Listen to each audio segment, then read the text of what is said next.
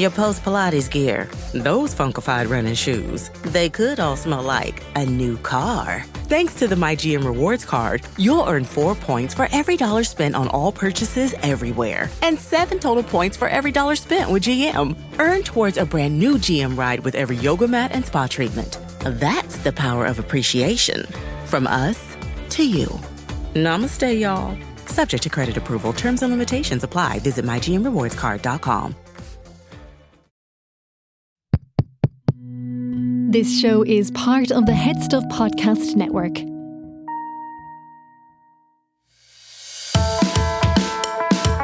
Hi, I'm Niamh Kavanagh. And I'm Gearóid. And you're listening to Agony Rants.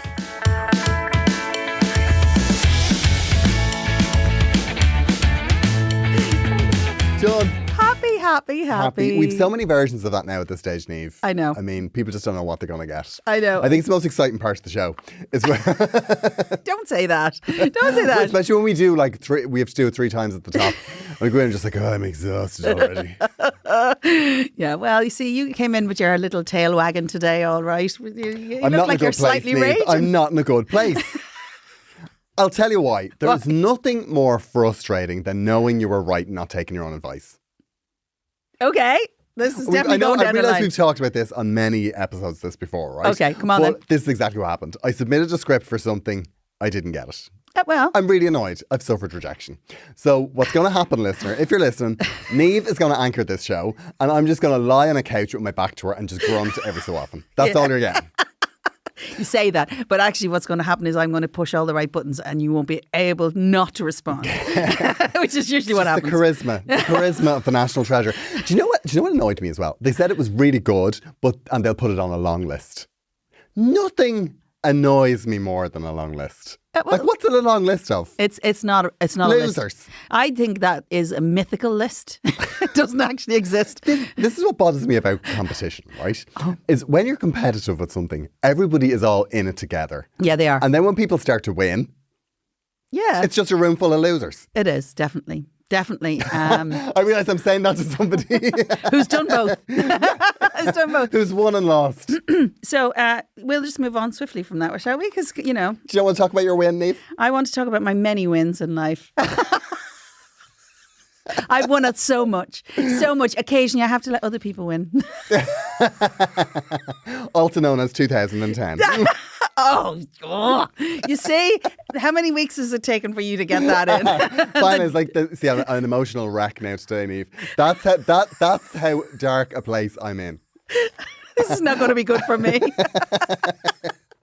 I feel, all that lovely adoration you've given me all these years. Do you know what, Niamh? I still think it's a wonderful song. Which one? It's for you. It's a wonderful song. It's a wonderful song. It's not that I didn't want you to win. It's just a shame you didn't. Is that it? See, I'm cheering you up already. If I said that, people would be annoyed. I know. I'd be the subject of there'd be like a hate group after me.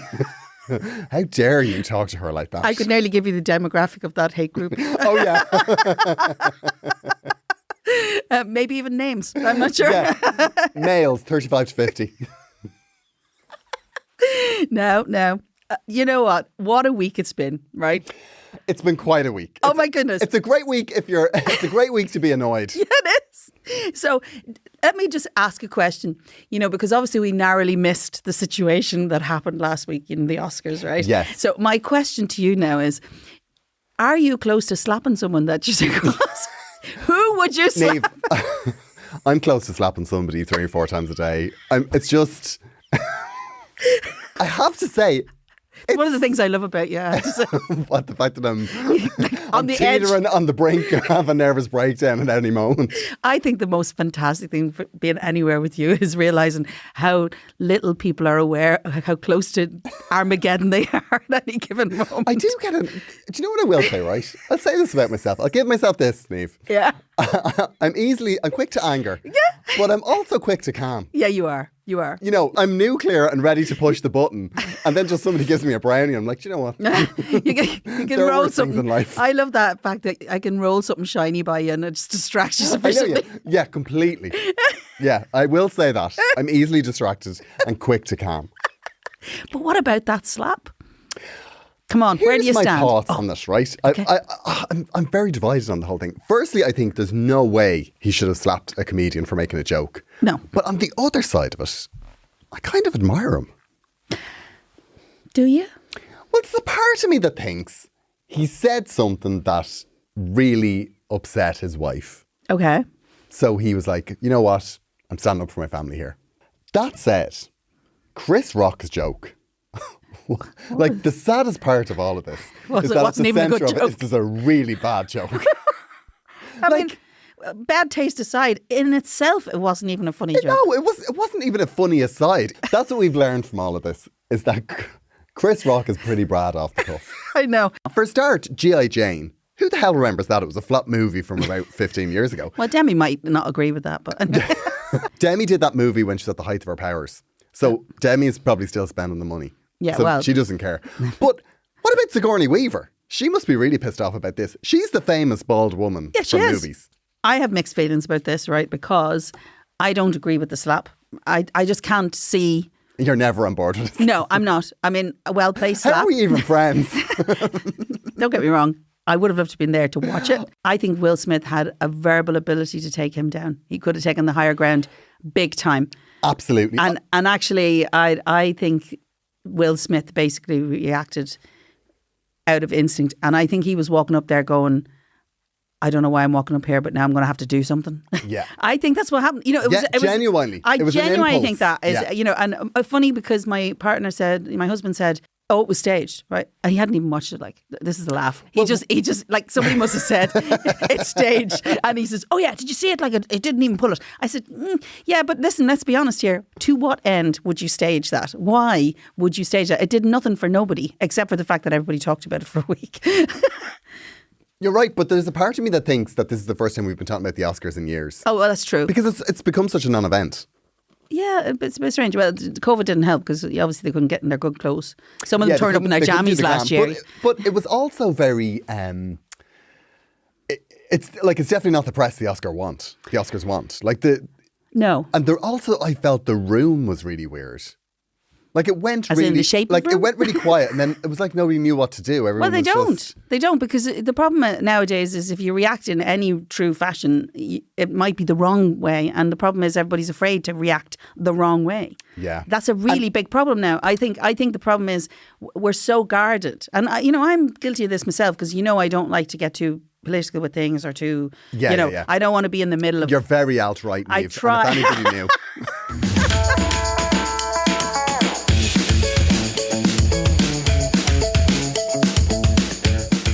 kind of moved away from considering our topic today is all about our happy places. I know. Well, Niamh, it was your job. It was your job to bolster me. I know. I'm in a really dark place, Niamh. No, yeah, but listen. You are definitely jollier now than because we're talking about the dark things. There's nothing like a row. I swear to God. I love a good row. Nothing to snap you out of a mood like a row. I know. I love a good row. And it can just be like, the Amazon delivery man has gone to the wrong apartment. You're like, no, you come around. There's an address on the packet. So who's this like, row? God, I'm back. Who's this row directed at? Is this the Amazon delivery driver? It's misfire. It's whoever's there. Yeah, misdirected anger. Okay, excellent. Yeah, there's an awful lot to be said for it. And let's be honest, we do that in the safest place that we can. So in other words, the person we like the best, we feel most secure with, they get it all in the neck. I know, because my husband at the moment, I love my husband, but he is turning slowly into Victor Meldrew as he's getting older because he's writing complaints letters everywhere. He's really freaking me out. Email is the worst thing in the world because he can do it immediately. Whereas if he had to sit down and physically write it, I said to him, he left a note on somebody's car recently to say, don't park on the My partner's exactly the same.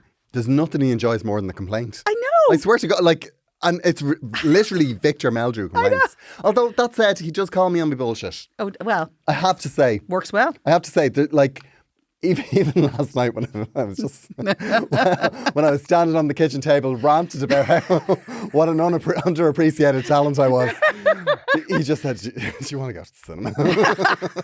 It's like, we'll go to Batman. It's 3 hours, and you'll have to just sit. You'll be fine. You'll be fine after that. Best thing to do. So that's what you did last night. Then did you go to Batman? Yeah, Batman. It's long. I know it is long, and it's easy to lose yourself in that. Especially if you have a lot to say.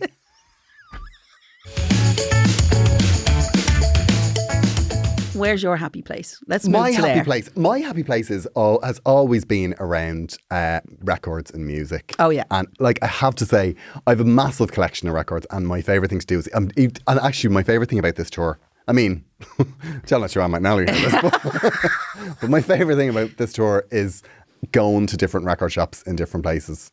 It's my favourite thing in the world. Like just going and having a dig. Yeah. My record collection, my vinyl record collection, is a combination of my husband, who is 11 years older than me, mine, which is interesting enough in itself, his Aunt Kathy's, my Aunt Jill, when we die, right?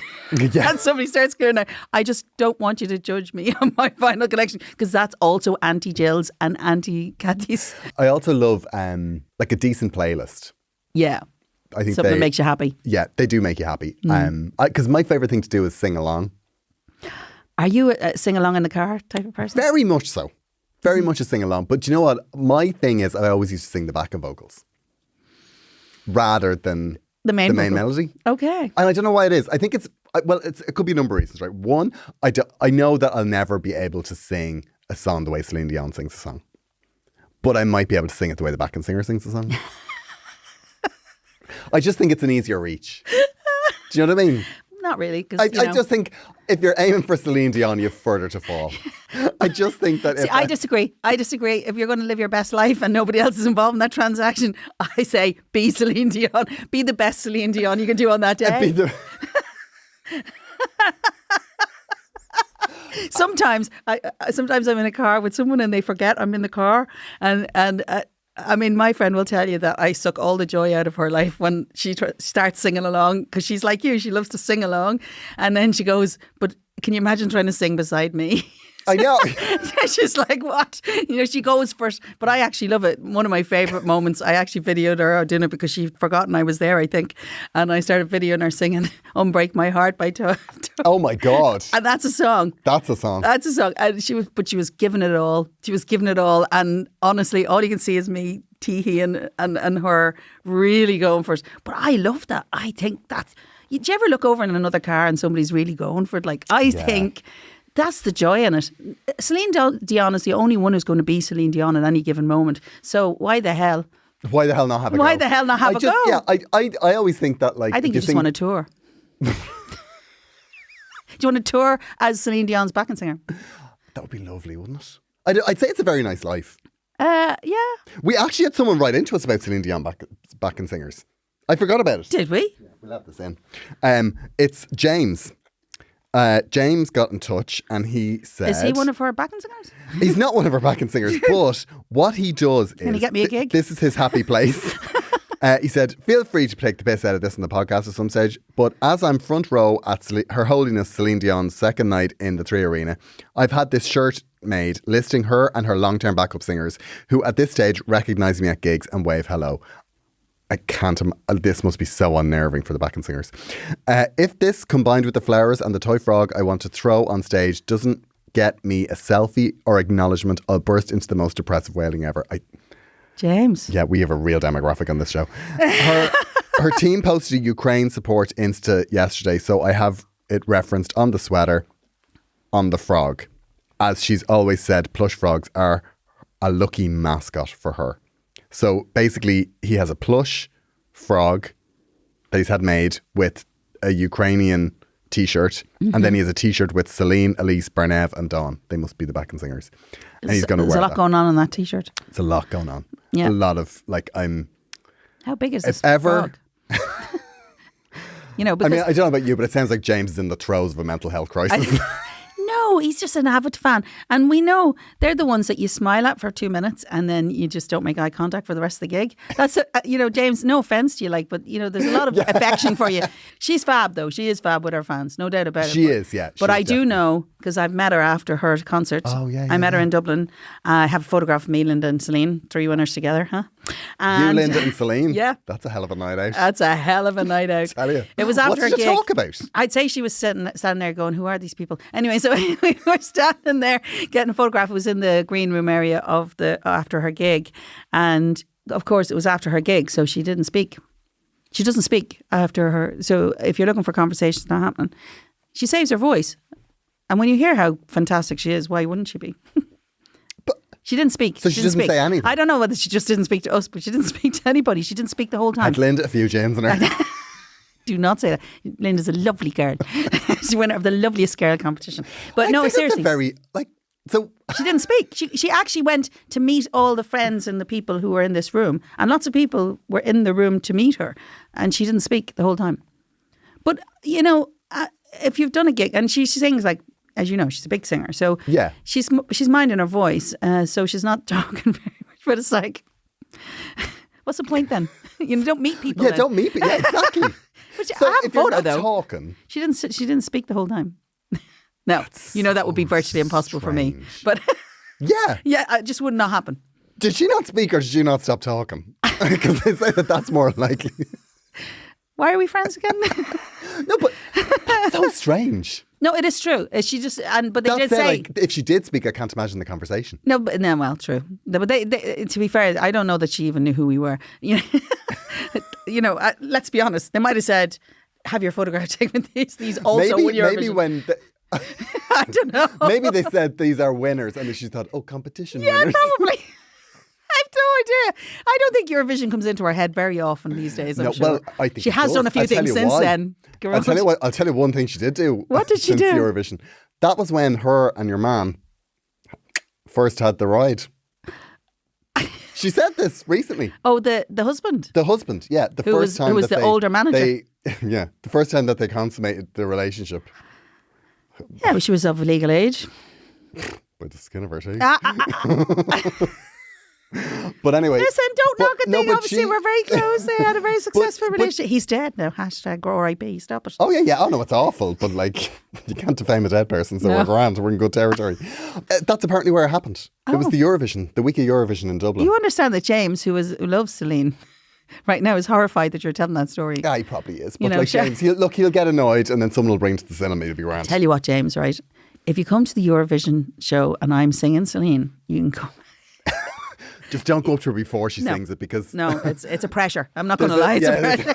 But once the song's over, you can have a selfie anytime. Because if ever you're doing that song on a night, if I talk to you beforehand, it's always have to do that fucking song. Don't even look at me. Don't even look at me. Why do you always give me this fucking song? I know. And I do it first. If you ever come to my... it's always the first song. I come out and I sing it. And they go, gosh, that's a big song for you to sing. I say, yeah, but then I don't have to think about it the rest of the set. It's a fantastic song. Don't get me wrong. And it's not necessarily the highest note I'm ever going to sing. It's not about that. It's just... Yeah. And it's in French. I'm just going to say. Do you speak French? Do you know what happened? I once went to... I'm not answering that question. You know that. No, you don't. I once went to a wedding in France. Okay. And it was... The wedding was conducted by somebody who was American. Okay. And she was a celebrant. But she was a friend of the couple that were getting married. And she just offered to be the celebrant at their wedding. Okay. And they said, well, it's through French. And she's like, oh, no problem. She didn't speak French. She spoke a French accent. So she read French, not having a word of it. And the whole French family hadn't a notion what she was saying. Nobody knew what she was saying. But she did the whole ceremony in pidgin French. Oh my gosh. It was wild. See, afterwards, it was only afterwards we were saying, we thought we didn't understand it because obviously we don't speak French. Mm-hmm. But the French people were just as confused as we were. Have you ever, I learned French in school, French and German. I did both languages and I was pretty good when I left school, but that wasn't today or yesterday. I can understand it when I hear it. And this has happened to me in when I go to teach. 12 points. 12 points. Or in 2010. Yeah. 5 points. Ah, bollocks. 5 points. I would have been grateful for a 5 points. 5 points. Nobody gave us 5 points. Are you joking? My happy place, my favourite, lots of places. Face down and lots of food and all that. That's, they're all my happy places. Walking on the beach, all the ones that people talk about. But actually my very, very favourite moment is when I'm driving home late at night from a gig, or if I get home and sit on a sofa after a gig, really late at night, and there's nothing, there's no music, there's no nothing. It's just like the white noise in my head because it's been a fantastic night, and you just sit in that moment. Just drive home. Yeah, but it's the quiet after the fantastic experience you've had. Right. It's all the endorphins are going off in your body, nice. and the adrenaline and all those little moments, and you're just like, I'm on my way home. And for some reason, Chris Rea is in my head, like going, driving home for Christmas. No, but you know what I mean? It's that kind of thing. Do you know what I've done once or twice, and it's actually the nicest thing in the world? Which is? I have put on my pyjama bottoms at a venue and driven home in my pyjama bottoms. It's very nice. You are a king. I swear. I swear. I'll tell you, I've never done stops it. a couple of things, right? One, it stops you stopping off at a petrol station and eating crap. Buying all the shit of the day. Insane. That drive home is my happy place because I relive the night, and then I also give myself over to that lovely moment of it's lovely. It's done. It's quiet. It's beautiful. You relive it, but you also are moving on. I like that. It's very nice to be on a motorway at night at 1 o'clock in the morning when it's empty and it is. Yeah. And I actually get lots of, I might put somebody on a playlist or something, and I listen to kind of varieties of people, or maybe sometimes, like for instance, I had Declan O'Rourke bring me home one night, as I say. He wasn't in the car, to be fair, but you know what I'm saying. You just listen to someone on the way home, and you really get to listen. Or sometimes I just have real quiet. And if you've never experienced this, and you have a social life instead, you're probably doing better. You don't need to. This is just what we have. Yeah, I know. But, to be fair, you're spending your money. We're making it. Just leave that there. So we put a shout out for other people's happy places. Yeah, we did a shout out on social media for people to write in about the things that make them happy. Just like the little things in life that gets them through. Kitty got in touch and she said, getting the piss taken out of me is the only thing that really makes me laugh. Also, 2 sentences of banter with a stranger. It's so Irish and it's fun. She also likes early walks with a great playlist or soundtracks. We're on it. And when I'm getting lots of time for rest, family and friends, and I'm not worrying about work or weight. Now there's a moment, isn't it, where you're not worrying about weight. That's a day. I don't worry about weight, but it's always just there. It's always just there. Just there. Just there on the back of your head. Just, hiya. And if I can manage to get myself past it, somebody else will have a little comment to make about it. Oh, totally. Yeah, especially my mother. Anyway, we'll leave that there. Kitty, that's a variety of things, and actually I'd say that's very Irish to say all of those things, because we all love I love a bit of unexpected banter. Do you ever have like a little moment with someone and you just know that has been funny and you come away from it? I love that, especially if you'd never see them again. It's nice. You're great at that. I have to say, that's your bag. I'm not good with banter. Are you not? No. Why? I'm not good with on-street banter. I don't like... I feel the pressure, I think. I do feel the pressure. You see, there's no real pressure for me to be funny. I think I'm a lot shyer than me. Oh, yeah. Yeah, no, you're an extrovert. I think you're an extrovert. I tend to, if I start to talk to somebody that I don't know, are you embarrassed? I'm under pressure. Are you embarrassed by that, or do you feel the pressure to be funny? Oh no, I don't. I never feel pressure to be funny. No, I always, I don't know what it is. Meeting new people, I'm always like, okay. Oh, yeah, but new people, batten down the hatches. Do you know what's weird about that? I'm exactly the same. I'm very nervous about meeting new people, and I think that's why I am the way I am. I've developed it over years because I have to meet new people all the time. So it's just like it's like a defense mechanism. Yeah, I think also, if you notice, there's a little, it's like somebody presses the turbo button, and I go slightly Uber. Oh yeah. Uber, because I think what happens to me is I'm desperate for you to like me. And actually another thing, and I'm sure you get a lot more of it now being a comedian, because people already know who you are.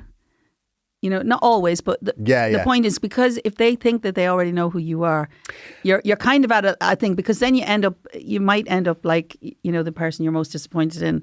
If somebody says, I met Niamh Kavanagh, no, and she was, totally, so it's a really important thing. I'm always disappointing. Yeah. I'm way more disappointing. Like, if somebody knows me from comedy and then meets me in real life, I'm incredibly disappointing. But if somebody meets me in real life and then sees me do comedy, it's a better, it's more surprises. It's a better way to do it. It's more surprises. Yeah, it's a nicer surprise, I think. Oh, I didn't know you could be like that. It's a much nicer surprise than, he seems like great cracker, but he's actually quite dismissive. But that's what I love about you. I like that level of cynicism. So Claire says, baking and my kids playing in harmony. Is that a band? No. Sorry. I mean, as in the kids getting on. You know, is that like for 5 minutes of the day, sounds Claire? rare. That sounds you know, that sounds like you're harking back to something that happened once for 20 minutes. yeah, but you know, that was our happy place. It doesn't matter how long it went on for. Yeah, it was like, I'll never be as happy as them. I know. Ciara, now I have to say, we've had a couple of these ones. When you get a free coffee on the stamp card when you thought that it was going to be the next one. That's a lovely moment. Yeah, but you know the way when you go in, you've one to get? Yeah. And you think that they're going to give you the stamp for this one you buy, but instead they just give you the stamp and give you the free coffee. Amazing. Yeah, it's great. That is amazing. Yeah, somebody else, Leah, said when you forget that you have a loyalty card and it's full. Oh, yeah. It's fantastic. I have lots of half-filled cards. I go in and say, can I amalgamate them together? Do you know what? That was one of my New Year's resolutions a couple of years ago. What, And it to was amalgamate fantastic. your coffee cards? No, because you know the way you get... Well, actually, yeah. I mean, personally. But you know the way when you go in, well, my instinct is always like, do you have a loyalty card? No. Do you want a loyalty card? No.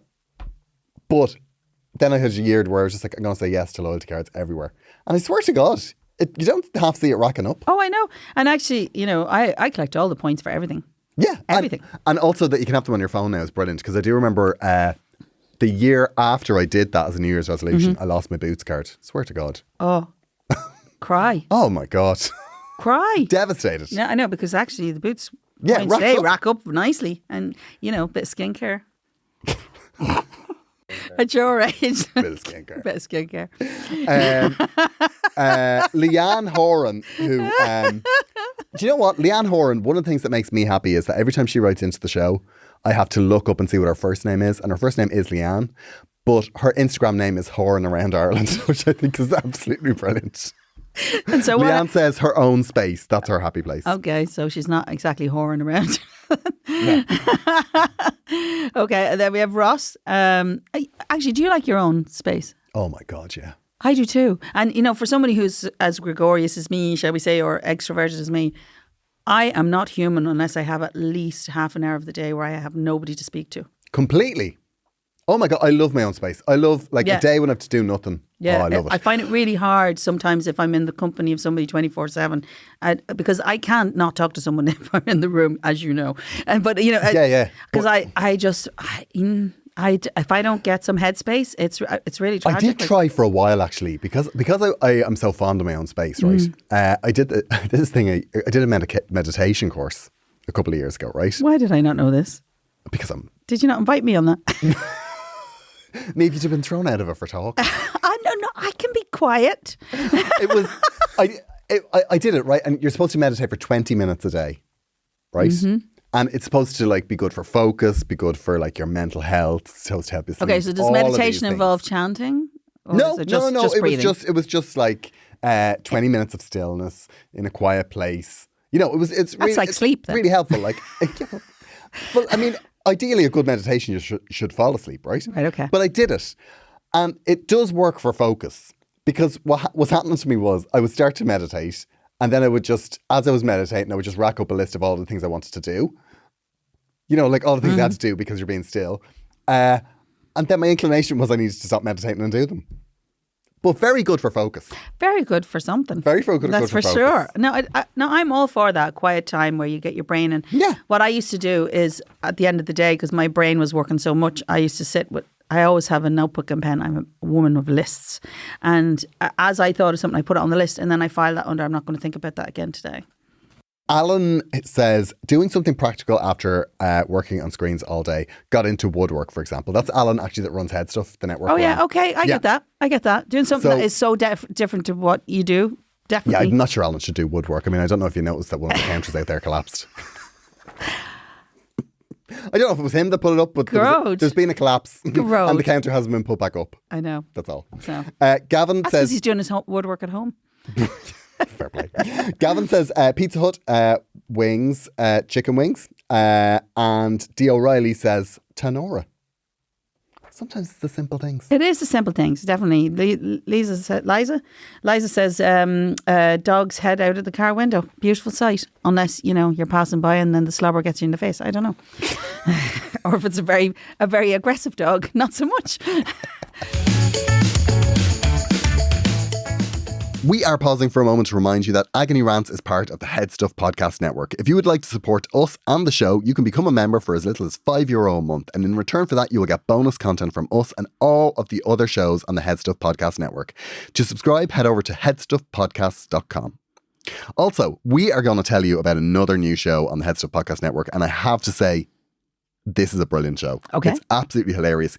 It's called The Late Night Nod, and it is a spoof of a late night radio show.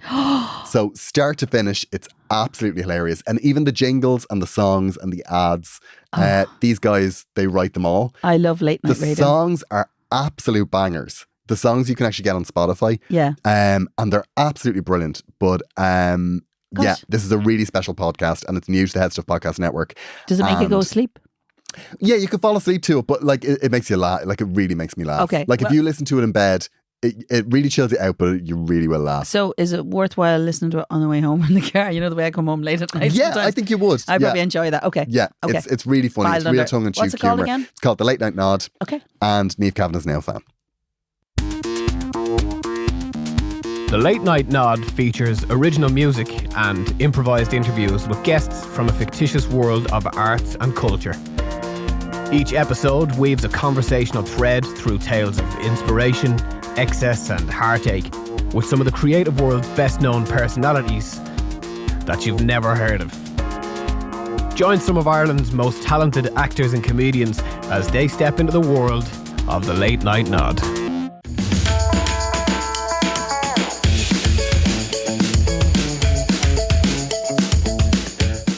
Dear Niamh and Gearóid, I absolutely love the show. Niamh, I've been a fan of you since you won Eurovision for Ireland, and I was so thrilled to see you perform in London and you signed my Flying Bald album. I think it means flying blind. Stop you. If you do, he called the album Flying Bald. I mean, Will Smith would have had something to say about that. It certainly would have been a better joke than the one Chris Rock made. You have an amazing voice, and we know, and now we know you are also very funny. Gearóid, you seem nice. Yeah, in fairness, he says I'm going to be honest with you. He said you seem very nice. I'm so sick of all these Eurovision fans. My problem is this. Right. I've recently bought a house.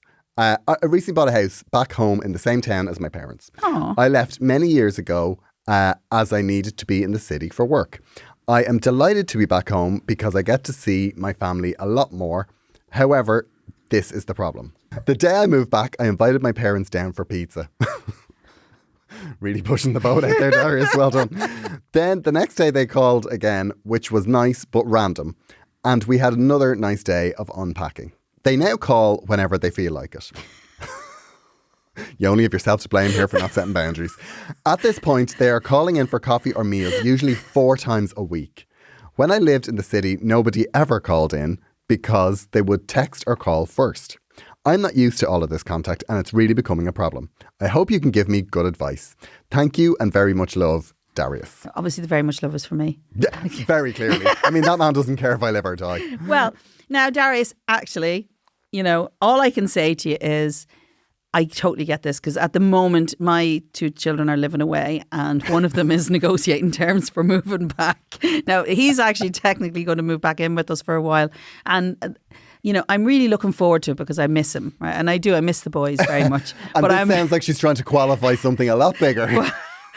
It is a very difficult situation. How much should you be in or out? I live 100 miles away from my parents. I drop in a couple of times a month, usually, over the grand scheme of things.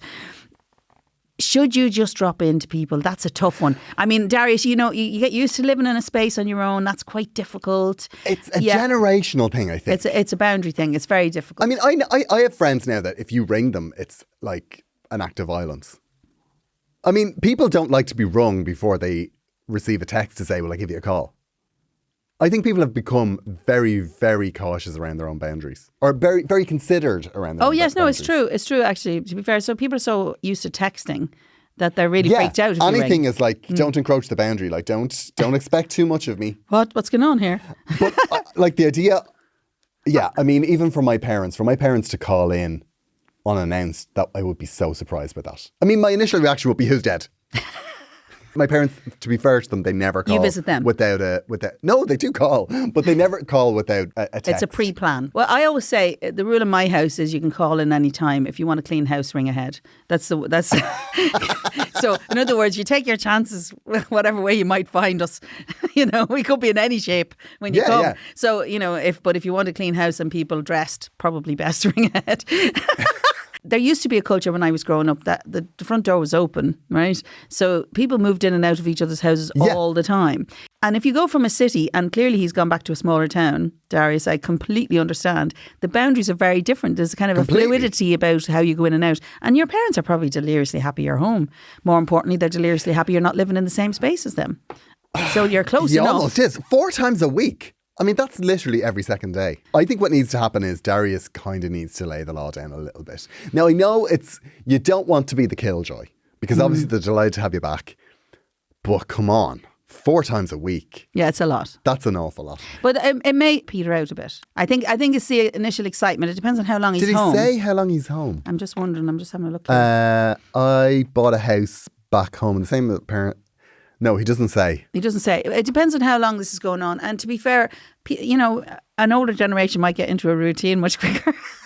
We tend to develop routines, and the older you get, the more routine is important to you. So suddenly it becomes on Tuesdays, Thursdays, and Sunday afternoons. That's the day we go and see. Well, do you know what you could do? Is you could get busy. Yeah, you could be busy elsewhere. Yeah. So what to do is, turn the lights off. Maybe the 3rd time that week. Yeah. I do. Fail-safe way. Don't have the heating on. Oh, that's good. Keep the heating off. That'll do the job. That's very manipulative. Especially the older they are, there's not a chance. Well, I definitely think that if they were to call once. Yeah.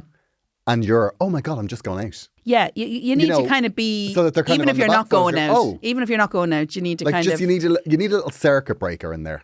Just something to. But then you might have if you had a good relationship with your parents, could you not discuss, how often you're used to that? I think this needs to be a 2-pronged approach, right? Okay. 1, make them realise. You have a life. And maybe say things like, oh, you're here. God, I didn't know you were coming. I'm heading out in 20 minutes. Do you want a quick cup of tea or do you want to limit leave it? Yeah. So just a couple of those peppered. And then if they're still not getting the message of letting you know when they're calling. Just mention that maybe it might be best. Actually a really good approach is to say, listen, so I don't miss you or put you under pressure. Maybe if we organise when you come over or, we'll organise a time to meet up or whatever. Yeah. Be a little bit more proactive about it. And the other trap. What's the other thing? Don't wink at me. This, right? When they finally do get the message and they're sending the text, make sure that when they do send the text, you do say no. Occasionally. 1 or 2 of those have to be no to get you used to saying no. Because otherwise, every time they text, you just go, oh yeah, okay. Don't let the text be, oh, they're coming. That's clever. Don't let the text just be, this is a warning that we're coming. Let the text give you choice. Yeah, no, I get that. I mean, I'm looking at you now and thinking of all the texts I've sent you over the years. I'm never in. Not in Niamh. Not in often for me, I tell you. I'm now rethinking all of that. Gigging out west, Niamh, sorry. Really rethinking all of that. I'm just thinking. So Darius, I hope we've helped. I mean, if not, look, don't be afraid to burn the family to the ground. Just a massive row will get you 6 months clear. Easily. And then everyone will be wary. Yeah, Take a breakdown. You were being a bit sensible there for a bit. I was a bit worried, Gearóid. I'm not going to lie. Don't lose your choice in all of this, Darius. No, don't.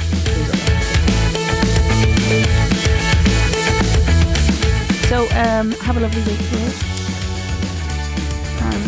And I think we've really helped Darius. Yeah, no, thank God. And Darius, if we haven't helped, if this isn't enough and you need us to get involved, you know where we are. Yeah. Yeah, just send us a couple of text messages. He'll be in touch with me. It's fine. I'll let you know how it turns out. Tell you how much he's enjoying flying balls. Bad man. Listen, thank you very much. I hope you have a great week and we'll see you next week.